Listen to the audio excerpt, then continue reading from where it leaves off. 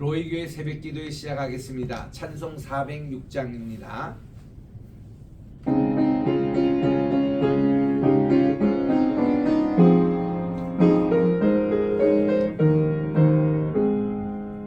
고난 내 영혼 편히 쉴 곳과 풍랑이로도 안전한 폭풍까지도 다스리시는 주의 영원한 팔 의지해 주의 영원하신 팔 함께하사 항상 나를 붙드시니 어느 곳에 가든지 요동하지 않음은 주의 팔을 의지함이라. 세상 친구들 나를 버려도 예수 늘 함께 동행함으로 주의 은혜가 충만하리니 주의 영원한 팔 의지해 주의 영원하신 팔 함께하사 항상 나를 붙드시니 어느 곳에 가든지 요동하지 않음은 주의 팔을 의지함이라. 나의 믿음이 연약해져도 미리 예비한 힘을 주시며 위태할 때도 안보하시는 주의 영원한 팔 의지해 주의 영원하신 팔 함께하사 항상 나를 붙드시니 어느 곳에 가든지 요동하지 않음은 주의 팔을 의지함이라.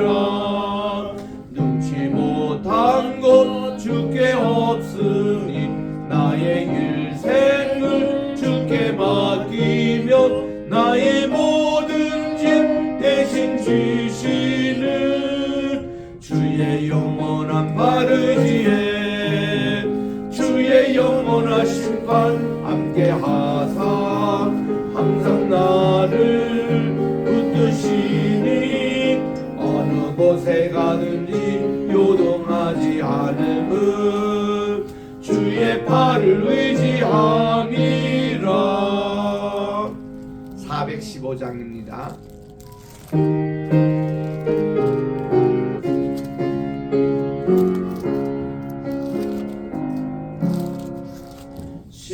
십자가 그늘 아래 나시기 원하네. 저 햇빛이 뜨겁고 또 짐이 무거워 이 광야 같은 세상에 늘 방황할 때 저 십자가의 그늘에 내 쉴 곳 찾았네. 내 눈을 밝히 떠서 저 십자가 볼 때 날 위해 고생 당하신 주 예수 보인다. 그 형상 볼 때 내 맘에 큰 찔림 받아서 그 사랑 감당 못하여 눈물만 흘리네. 십자가 그늘에서 나 길이 살겠네. 나 사모하는 광채는 주 얼굴뿐이라. 이 세상 나를 버려도 나 두려움 없네. 내 한량 없는 영광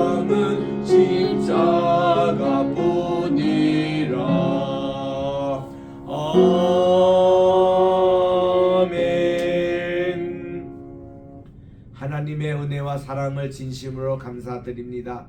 지난 간밤에도 편히 쉬게 하시고 오늘 또 날씨가 또 다시 추워지는 고샘추위 속에서 또 주님 전에 나와 오늘 또 예배로 기도회로 이 날을 또 시작하오니 2025년 3월 17일 월요일 이 아침 하나님께서 오늘 또 지켜주셨기만을 간절히 바랐고, 오늘은 우리 또 Faith Christian University Theological Seminary 또 이제 봄학기 4주째 또 그 수업 날이오니 오늘 또 주님 하루 종일 하나님 수업 중에 함께하여 주시옵기만을 예수님의 이름으로 기원드리옵나이다. 아멘. 이제 우리 지난 금요일날 공부했던 내용을 복습을 하고 오늘 우리 분량 4장을 읽겠습니다. 우리 창세기 3장은 참 중요한 장이죠. 왜냐하면 죄가 어떻게 시작이 됐고 에덴 동산에 왜 저들이 무슨 일이 있었고 왜 쫓겨났고 이런 것을 세 마디로 우리 요약한다면은 우리 하나님께서 주신 땅의 기업을 상실했습니다. 생명의 기업을 상실했습니다. 교제의 기업을 상실했습니다. 땅의 기업은 동산에서 추방을 당하거든요.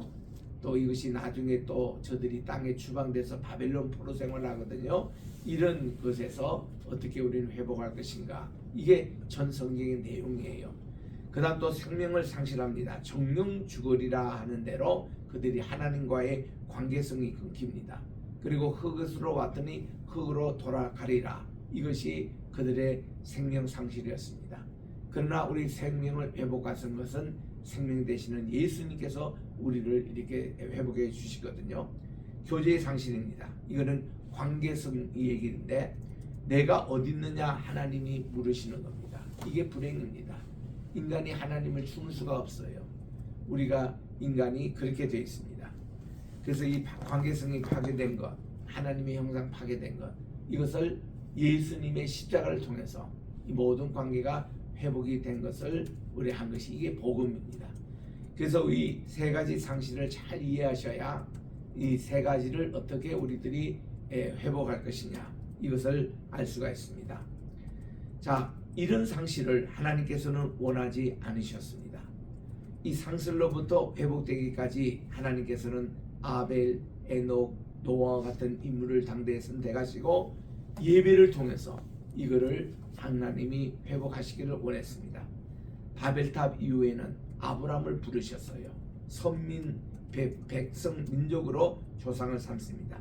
의인의 특징은 믿음으로 살아가며 하나님께 기뻐하시는 예배를 회복한다는 겁니다. 이 예배 회복이 하나님 관계 회복이거든요. 근데 이런 이 모든 예배와 구약의 피해 제사와 피해 복음으로만이 되지가 않았습니다. 그래서 할 수 없이 하나님께서 직접 이 땅에 내려오셔서 주님이 모든 본을 보여주시고 이렇게 예배 드려라, 이렇게 믿음 생활하라, 이렇게 하나님께 영광을 돌려라, 주님께서 직접 모범을 보여주신 것이 주님의 공생애였습니다. 그래서 예수님께서 오셔서 모든 것이 회복이 되신 거예요. 이게 기독교 복음의 본질입니다.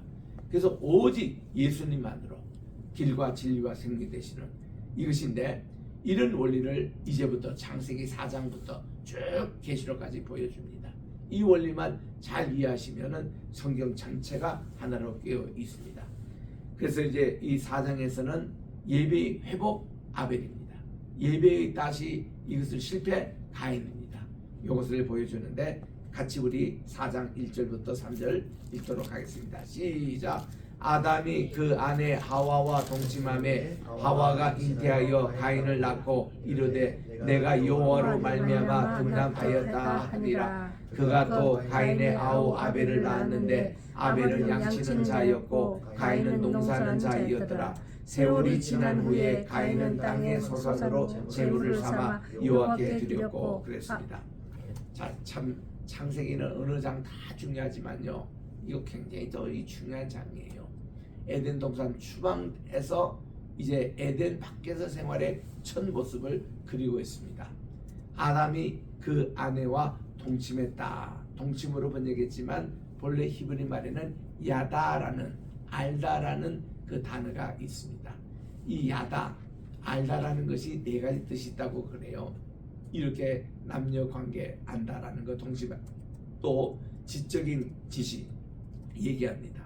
또 알다라는 것은 믿음과 관계가 되고 있다고 해요. 내가 너를 안다. 하나님이 우리를 아신다. 이거는 믿음 관계라고 그럽니다.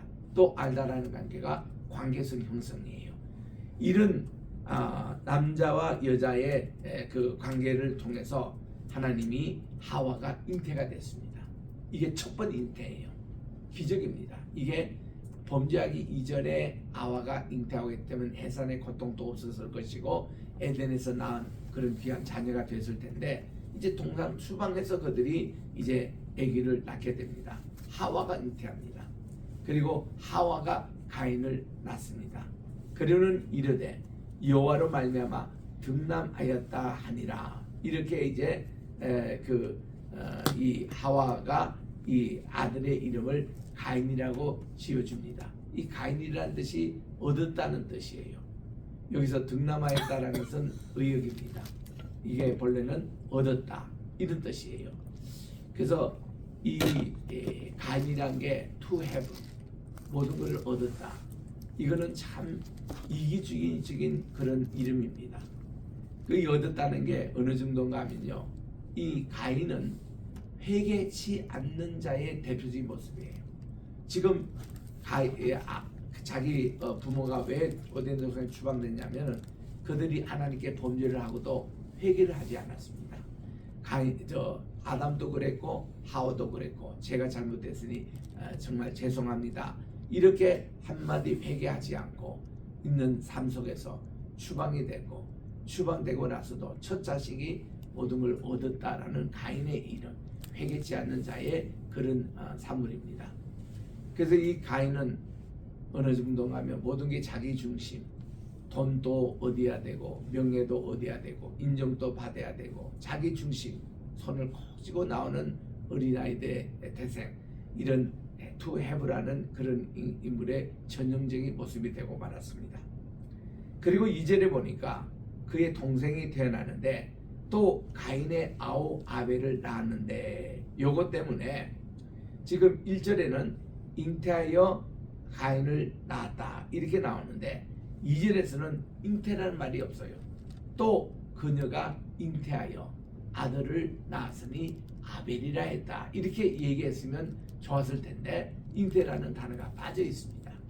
이것 때문에 대부분의 유대인의 신학자들은 가인과 아벨이 쌍둥이가 아니겠느냐 이렇게 얘기합니다. 잉태라는 말을 가인도 쓰고 또 함께 해당되는 뒤에 곧 태어났던 아벨에게도 썼는데 한날 한시에 태어났던 가인은 to have라는 이름을 가졌는데 이 아벨이라는 이름은 누가 지어줬다는 말이 없어요. 이게 이제 하와가 그의 이름을 아벨이다 이런 말이 없습니다. 이거는 하나님께서 지어주신 이름이 아니겠는가 이렇게 이제 유대인들 학자들은 추측해 봅니다. 왜냐하면 아벨이라는 이름 자체가 히브리 말로 헤벨로 있습니다. 이 헤벨이라는 이름이 어디에 가장 많이 나오니 전도서 1장 1절에 나와요. 1절에 보니까 솔로몬이 이 세상에 왕도 해보고 아내도 많이 거느려보고 재물도 많이 또 금도 뭐 세상에서 제일 많이 가져보고 다 그랬는데 그의 삶을 한마디로 얘기하면 모든 거 내가 다 해봤는데 헛되고 헛되니 모든 것이 헛되도다. 5번이나 헛되다는 말을 씁니다. 이 헛되다는 것을 영어 성경으로 베너티라고 이렇게 되어 있는데 이 베너티라는 것이 헤벨이라는 뜻이에요. 그러니까 이거 뭔가니 모든 걸 다 해보니까 다 헛된 것밖에 없다. 이건 내용입니다. 여기서 이제 유대인의 학자들은 이 가인이라는 뜻은 to have라는 뜻인데 이 아벨이라는 것은 회개적인 삶을 살았다는 겁니다. 그가 이게 뭐 선과 악을 알게 하는 나무의 실과를 먹어봐도 다 헛된 거고 그가 눈이 밝아져 하나님같이 되겠다는 그것도 다 헛된 거고 자기 모든 욕망을 내려놓은 것이 이게 아벨이라는 뜻이라는 겁니다. 그래서 이거를 훗날 솔로몬이 깨닫게 되고 또 모든 우리 회개할 때 초점이 가인의 삶에서 아벨의 삶으로 이렇게 전달하는 거예요. 회개는 뭐냐? 내 이름부터 달라지는 겁니다. 야곱이라는 이름이 이스라엘로 이름이 바뀌어지는 거예요. 계명이 되는 겁니다. 이게 야곱이라는 것은 형의 발꿈치를 잡고 태어났던 간사한 자, 속이는 자, 부정적인 그런 이름인데 하나님이 그에게 환도뼈를 딱 치니까 이 환도뼈가 뭔가니 가인형이에요. 모든 것을 가지려고 했고 거기서 남성의 힘이 나오고 이거를 천사가 탁 치니까 그가 이제 야곱적인 삶을 청산하고 이스라엘 하나님이 너를 다스린다. 하나님이 너를 인하여 승리한다. 하나님께서 너의 모든 것을 주관하신다. 이런 아벨적인 이름으로 바꿔주시는 거예요. 그러니까 우리가 이 삶이 이거 참 중요합니다. 사울적인 이름에서 바울적인 이름으로 뭐 이렇게 바뀌듯이 우리 이 뭔가 시몬이란 이름에서 이 게바 또 베드로라는 이름을 하나님 바꿔주듯이 유다라는 이름이 도마라고 이름을 하나님께서 주님께서 이렇게 바꿔주시듯이 우리 그 이름이 달라진다는 것은 인본주의적인 삶에서 신본주의적인 삶으로 땅의 중심에서 하늘의 중심으로 지금 여기 있는 대로 가인적인 그런 삶의 to have 소유하자는 것에서 to be 내가 어떤 인간으로 존재할 것인가 그런 삶으로 이렇게 달라지는 것이 이게 아벨의 모습이었다는 거예요. 그래서 이 아벨을 낳았다 이렇게 됩니다. 근데 아벨은 양치는 자였다. 그저 목동이었습니다. 가인은 농사하는 자가 되었다는 겁니다. 에덴 동산에 충만되고 나서는 인간이 이렇게 목동도 생기고 농사꾼도 이제 생기게 됩니다. 그리고 세월이 지난 후에 가인은 땅의 소산으로 제물을 삼아 하나님께 여호와께 이제 이거를 제물을 드렸다 이렇게 나옵니다. 그래서 이제 어떤 학자들은 왜 하나님은 가인 제물은 거절하시고 아벨의 제물을 했느냐 할 때 가인은 농업이기 때문에 싫어하시고 또 아벨은 유목민이기 때문에 그를 연락했다 이렇게 해석하면 큰 착오가 생깁니다. 그건 틀린 해석이거든요. 하나님은 무슨 농경 사회를 미워하고 이거 아닙니다. 심지어는 또 어떤 사람 하나 더 나가서 농경 사회를 대표했던 바알 종교가 아니고 유목 생활했던 것이다 하는데 미안해요. 이슬람도 다 유목민들입니다. 그럼 왜 이슬람 하나님이 허용하지 않아야 하시는 거예요? 이게 직업 가지고 이게 평가하면 그 큰일 납니다. 그게 아니에요. 그것은 이제 4절부터 나옵니다. 그 이유는 그래서 요 내용이 중요한데 어쨌든 지금 가인과 아벨의 요 삶에 대해서 우리 다시 복습을 합니다만은 가인은 얻었다라는 to have의 인간, 아벨은 모든 것이 헛되다. 그래서 그는 자기가 하나님께 죄인의 삶을 고백하고 그리고 신실하게 살려고 하는 의인의 삶을 이 아벨은 살아갑니다. 이거를 히브리서 11장에서는 이렇게 표현합니다. 아벨이 믿음으로 하나님께 제물을 드렸더니 하나님께 연락하였더라. 이 말은 가인은 믿음으로 살지 않았어요. 아벨은 믿음으로 살아갔다는 겁니다. 이게 핵심이거든요. 그래서 이 유대인의 사상가인 에르히 프롬이라는 분이 있어요. 이분은요 유대인인데 독일에서 태어났고 이분들이 세계적으로 다니며 강의를 하러 다니는데 대단한 요즘 현대 지성인 가운데 대표입니다. 이분이 썼던 유명한 책이 소유냐 존재냐라는 To Have와 To Be라는 이 책이 아주 1950년대에 나와서 세계적으로 베스트셀러가 되고 우리말로도 그렇게 번역되어 있습니다. 소유냐 존재냐 이런 또 이분이 쓴 것 가운데 The Art of Loving 사랑의 기술이라는 그런 책도 또 아주 베스트셀러가 됐던 대단한 분인데 이분의 책을 이제 잠깐 보면은 에리 프롬은 1900년에 그 프랑크푸르트에서 태어났습니다. 아버지는 사업가입니다. 변덕스럽고 그의 어머니는 자주 우울했다고 합니다. 그의 어린 시절은 행복하지 않았습니다. 칼 융처럼 이 에리히는 보수적인 유대인 가정에서 자라서 나중에 무신론자 신비주의자가 됩니다. 이 프롬의 이론은 프로이드와 막스의 독특한 혼합이었다고 그러는데 그는 소유형의 모드로 모든 것을 소비하고 취득하고 소유하는 그런 인간의 영을 그립니다. 그래서 그의 가인적인 삶의 그 소유의 특징이 뭔가 하면은 수용적이고 착취적이고 또 마케팅 그런 어떤 쪽으로 나가는 그런 모습입니다. 요즘 우리 한국 교회나 많은 교회에서 대형 교회는 교회 성장론 보면은 이 to have 이게 많이 들어가 있어요. 이 소유원적으로 모든 것이 교회가 커야 되고, 교회가 무슨 뭐 본당뿐만 아니라 봉사관도 있어야 되고, 교회가 뭐 많은 선교사 파송해야 되고, 뭐 이런 어떤 아이디어들이 전부 다 이게 소유형의 그런 특징에서 나옵니다. 근데 존재형은 어떤 것이냐 하면은 성향이 생산적이고 섬기고 또 이렇게 예수님을 닮아가는 이런 이제 뜻으로 이렇게 나옵니다.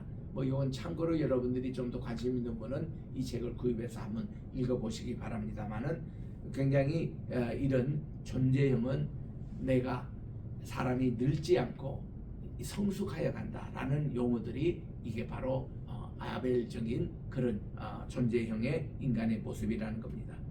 그래서 이 에리 프로는 이게 소유형의 인간을 가인적인 삶이라 했고, 이게 현상이라는 거예요. 근데 우리는 현상보다는 본질이 중요합니다. 본질, 이것이 존재형 아벨적인 삶입니다. 우리 그렇잖아요. 오늘 또 우리 많은 일어나는 삶의 외형적인 모습은 다 현상입니다.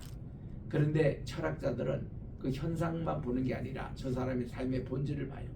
삶의 인격을 봅니다. 그 관리, 보이지 않는 인격의 관리가 더 중요하다는 거죠. 거기서 이제 이게 삶이 나옵니다. 그래서 우리는 현상보다는 본질을 더 우리가 관리하자.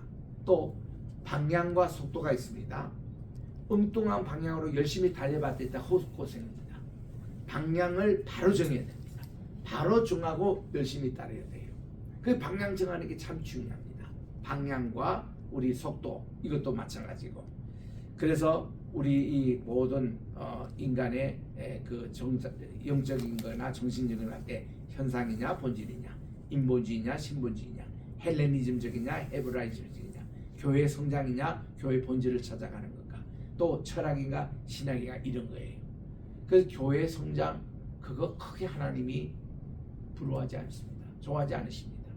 교회 성장 얘기하면 솔로몬이 최고의 대표적인 사람이죠. 솔로몬 때만큼 나라가 부강한 적이 없습니다. 근데 하나님은 솔로몬이 나라가 두 쪽으로 갈라집니다. 왜냐고요? 성장은 했지만 본질이 없었어요. 하나님께 대한 그 신앙은 다 없어졌습니다. 이방 종교를 다 받아들이가 다신교로 변해버렸습니다. 그런 거를 하나님이 원치 않은 거예요. 그 오늘날 뭐 대형교회 추구하고 뭐 하나님 그거 대형교회 아무 관심이 없으시더라고요. 제 천국에서 직접 물어가 봤거든요. 주님 뭐 저는 용남교회 출신으로 뭐 어떤 거 아니까, 주님이 용남교회 뭔데, 여의도 순교교회 뭔데, 하나님이 딱 하시네 그거예요. 주님의 관심은 그게 아닙니다. 넌 진짜 나의 제자가 되느냐, 정말 주님의 말씀을 우리가 들었냐, 한 사람 두 사람 그 5명밖에 모이지 않는 아브라함 교회가 그래도 이삭을 하나님이 흠도 없고 티도 없고 잘 키워서 내가 번제물로 받을 만큼 내 아들에 대해서 너가 목회 잘했다, 이런 칭찬을 들어야지. 뭐 5,000명 10,000명 그렇게 모여도 이삭과 같은 재물 드릴 사람이 한 명도 없다, 문제 아니겠습니까? 그게 우리가 주님께서 만약 12명 이상 목회하는 것은 좀 금방지다고 봅니다. 주님도 12명 가운데서도 한 명이 또 가룟 유다였어요. 우리 주님의 목회도 그렇습니다. 근데 거기서 정말 사도 요한 같은 인물이 나오잖아요. 그 베드로 같은 순교자가 나오잖아요. 우리 주님의 그 제자에서. 그래서 우리는 이런 숫자 중에게 너무 치우치지 말고 한 사람 한 사람이 알곡 신자가 되는 거. 정말 우리 주님께서 보시는 아벨 하나 키워냈다는 거, 다니엘 같은 인물 한 명 키워냈다는 거, 이게 얼마나 이 시대에 중요한 것인가. 그래서 우리가 이런 것을 잘 보셔야 됩니다. 그래서 우리 여기서는 전태틀이 지금 나오잖아요. 우리 뱀의 후손과 여자의 후손의 관계입니다. 세계는 이게 빛과 어둠이 여기 나누시는 거예요. 여자의 후손으로 이제 하나님이 가인과 아벨 냈지만 가인이 뱀의 후손 쪽으로 그냥 배신하고 맙니다. 가인과 아벨은 창세기 전체에 어떻게 연관이 되느냐, 이거 우리 성경 공부할 때 질문입니다. 이때에 가인은 뱀의 후손 쪽으로 그냥 변질해 갑니다. 그리고 여기는 아벨의 후손이 나와요. 그래서 노아 창세기 6장 3절 4절에 보니까 이 여자의 후손이 남자의 후손과 결혼해 가지고 이 타락이 이루어지는데, 거기서 말하는 여자의 후손, 이것이 하나님의 아들입니다. 이게 의인의 그룹이에요.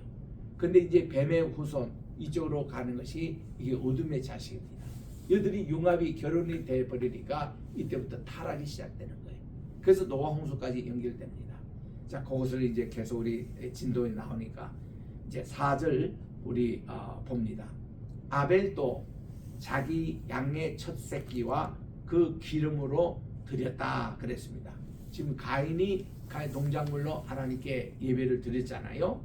그런데 이게 농사품으로 하나님께 예배 드리는 거, 또 자기의 첫 새끼라고 했습니다. 짐승 가운데서도 양의 첫 제물, 이거를 하나님께 드렸다. 그 기름과 이게 첫 것이 이게 중요합니다.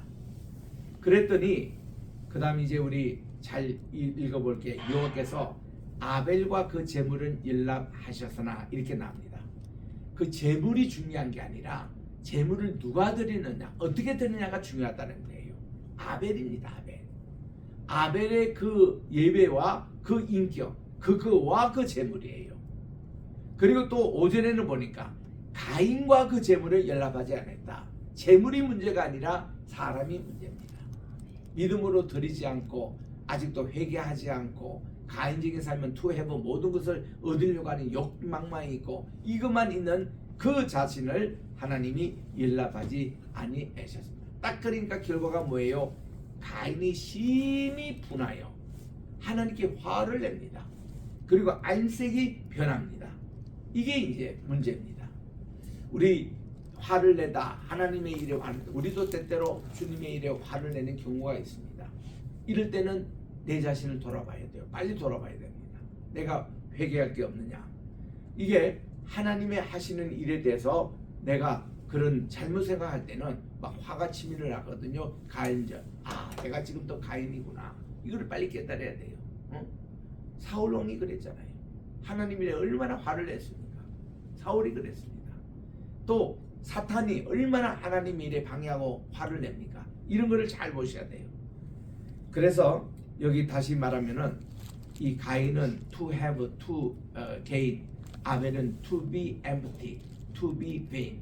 자기 자신을 다 내려놓는 삶, 회개하는 삶, 자기는 없어지고 오직 주님만 있게 하는 삶. 이게 아벨적인 삶인데 이거를 히브리서 11장 4절에서 보니까 믿음으로 아벨은 가인보다 더 나은 제사를 하나님께 드림으로, 핵심이 믿음이에요. 믿음으로 드렸느냐, 믿음으로 삶을 살았느냐, 믿음으로 나를 지금 관리하고 있느냐, 이게 중요합니다.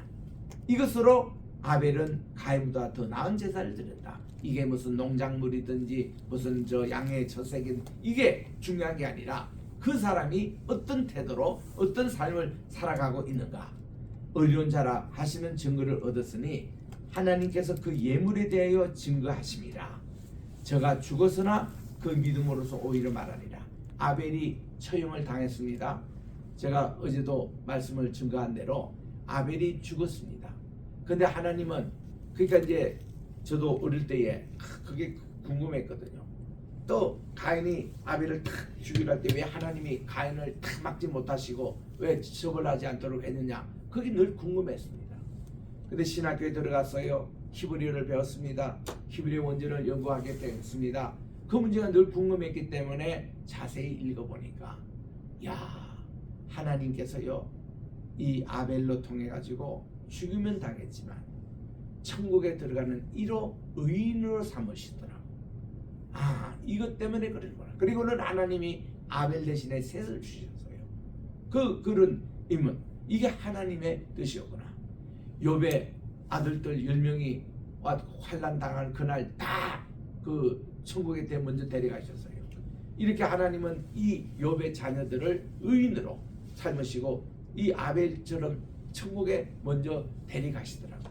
그리고 욥의 그 고통에 대해서 이들을 이제 면하도록, 이런 것으로 우리가 휴거되고 또 남한다 그런 거 있잖아요. 그런 내용도 마찬가지입니다. 휴거된다는 게 뭔가 이런 고통 없이 먼저 데려가는 사람. 그렇지 않고 또 여기서 환난을 통해 가지고 환난 당한 자들을 남겨두신 사람도 있거든요. 또 남겨둔 사람 가운데는 이제 둘째 사망 받은 사람도 있거든요. 이런 내용인데, 그래서 우리 이런 것이 깊은 하나님의 뜻으로 말씀을 드리는데 시간이 다 됐네요. 그래서 우리 내일 계속 6절부터 읽는데 이거 창세기 4장 참 중요한 내용이 많이 나옵니다. 기도하겠습니다. 하나님 아버지, 오늘 또 우리가 조금 늦게 시작은 했지만 우리 또 창세기 4장 1절부터 5절까지를 통해서 하나님이 아벨적인 삶과 가인적인 삶, 우리에게 분명히 이걸 보여주셨습니다. 이번 사순절을 통해서 우리가 가인적인 삶을 다 주님께 회개하고 우리들이 아벨적인 삶으로 돌아가서 우리들 아벨처럼 의인이 되기를 원합니다. 믿음으로 살아가기를 원합니다. 회개하며 자기 자신을 비우기를 원합니다.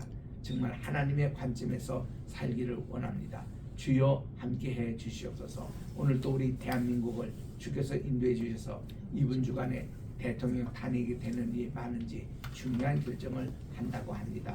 또 아버지, 이 나라를 지켜주셔서 입법, 사법, 행정 모든 것이 하나님의 질시로 다시 돌아가게 도와주시옵시고 우리나라가 천선민족으로 이 세상에 많은 나라의 모범적인 국가가 되게 도와주셨기만을 간절히 바라고 원하며 또 이제 우리 로이 교회를 위해서 기도합니다.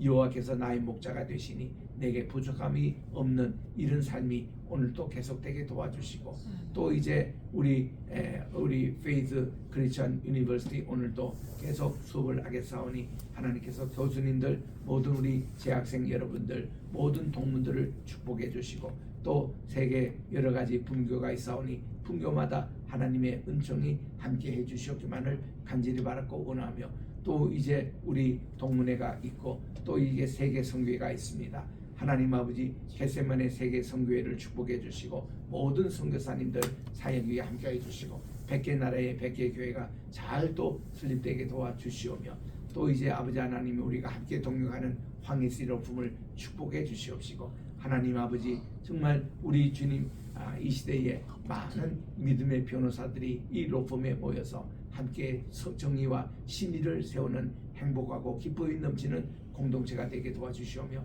우리 황장로님을 이 시대에 우뚝 세워주셨사오니 하나님 지도자로서 민족의 지도자로 앞으로 통일 우리 대한민국을 또 이끌어가는 지도자로 세워주시옵시고 우리 또 박광희 우리 사무총장님 하나님께서 주시는 은혜 강건함 허락해 주셔서 이 모든 일을 잘 총괄할 수 있는 지혜와 능력과 믿음 더하여 주시옵소서. 아버지, 특별히 환우들을 위해서 기도합니다.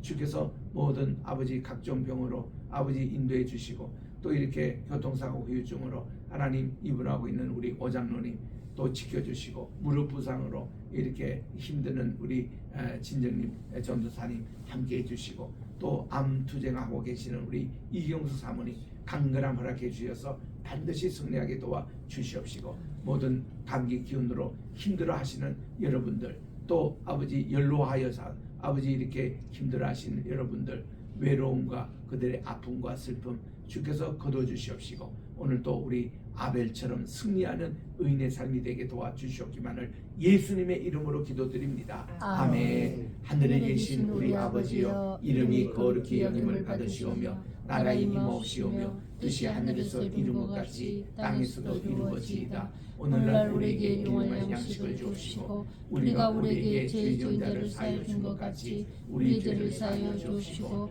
우리를 시험에 들게 하지 마옵시며 다만 악에서 구하옵소서. 내게 나라와 권세와 영광이 아버지께 영원히 있사옵나이다. 아멘.